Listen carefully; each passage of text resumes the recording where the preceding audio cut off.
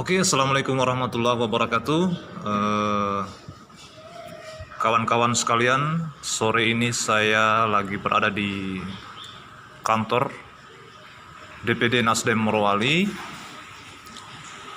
Hari ini saya akan coba mewawancarai salah satu kader terbaik Nasdem wilayah Kepulauan.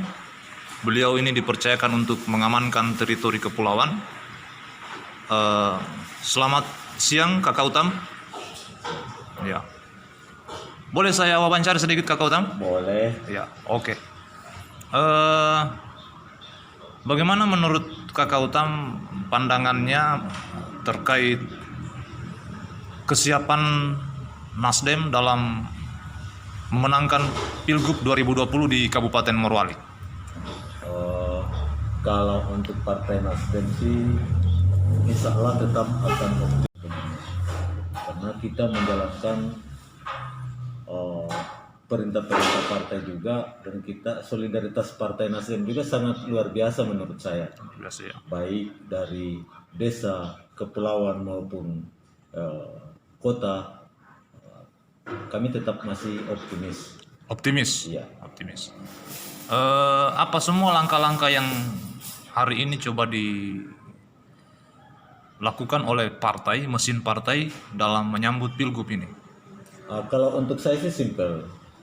Untuk persiapan terkait masalah Pilgub, itu kita harus memperketat dan pererat yang namanya perekrutan baik simpatisan, pendukung maupun pejuang. Ya.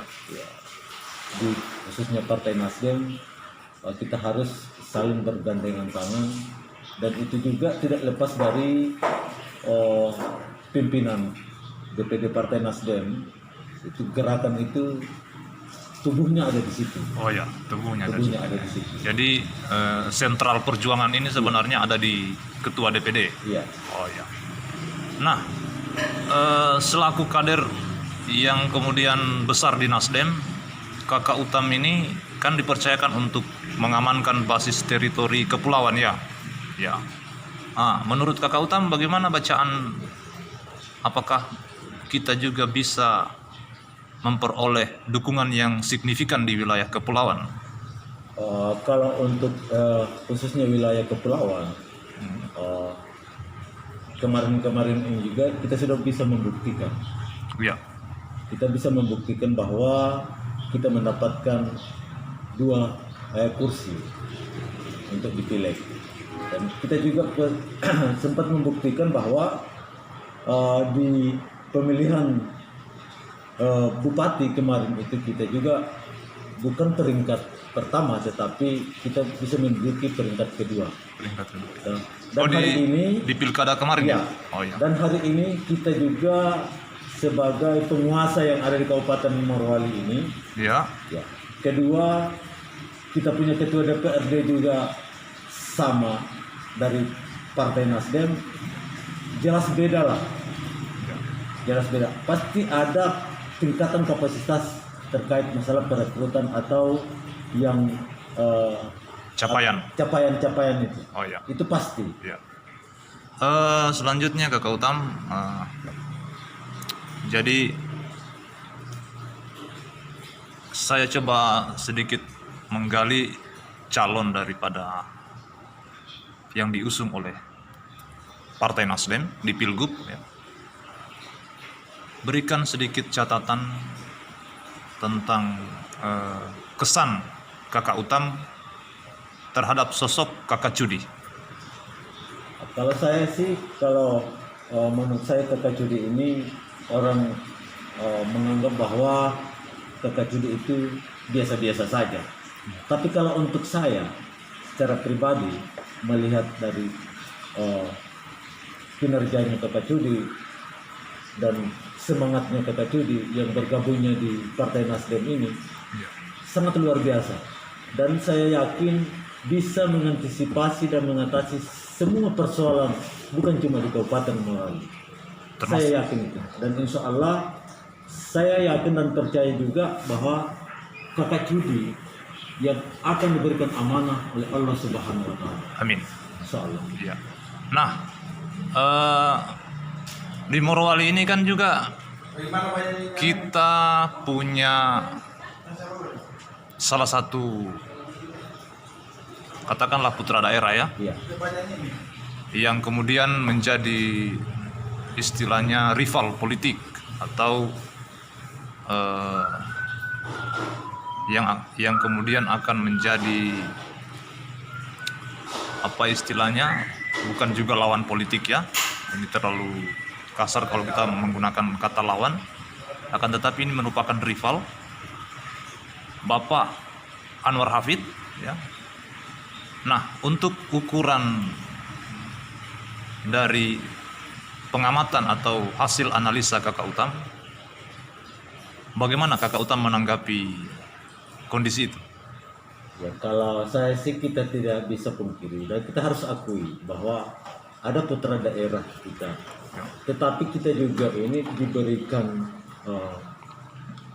amanah bahwa dalam kepartaian itu wajib, bukan berarti putra daerah kita musuhi, tidak. Ya, Tetapi saya yakin bisa kita imbangi bisa Pak. karena Partai Nasdem yang sudah berkuasa di Kabupaten Morowali ini bisa mengimbangi itu, apalagi ya, dengan koalisi-koalisi kita itu ada Hanura, Ya. PKB, terus PKS. Jadi saya rasa bisalah mengimbangi dia. Tapi kalau untuk kita di atas masih itu 50-50.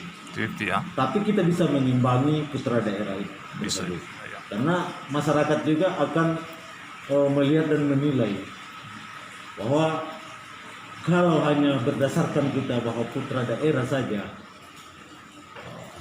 tidak samalah pikiran kita. Ya, Karena sumber daya manusia itu berbeda-beda. betul. Jadi kalau pilihan itu tidak bisa kita mau salahkan si A, mau milih si B, itu tidak bisa disalahkan.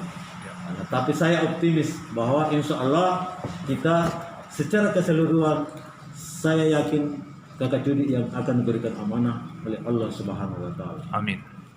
Nah, terakhir ini pertanyaan kunci Kakak Utam. Pertanyaan kunci sekaligus penutup dari perbincangan kita di agenda ngopi sore, ngomong politik soal restorasi.